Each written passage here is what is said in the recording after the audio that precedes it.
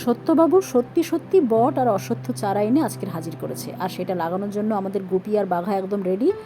আর বলা মাত্র সঙ্গে সঙ্গে শাবল কোদাল এগুলো জোগাড় হয়ে গেল, মাটি খোঁড়া হয়ে গেল। সবাই মিলে এই অশ্বত্থ গাছটাকে আনন্দের সাথে গ্রামের বাচ্চারাই লাগিয়ে দিল।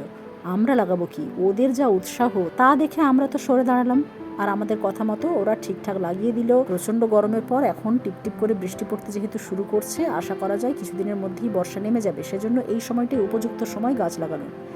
আর যে আলুর বস্তাটার দুদিকের মুখটা মোটামুটি খুলে রাখা হয়েছিল, সেটা দিয়ে গাছটাকে ঢেকে দেওয়া হলো। গাছ শুধু লাগিয়ে দিলেই তো হবে না, এবার সেটাকে বাঁচাতে হবে, বিশেষ করে গরু ছাগলের থেকে তো আগে বাঁচাতে হবে, তারপর অন্য কিছুর থেকে।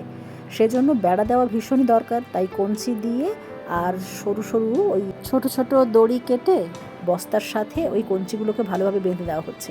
আজকের এই পুরো কাজটা বাচ্চারা সবাই মিলে করলো, তাই গাছটার নাম রাখা হয়েছে আমরা কজন গাছ।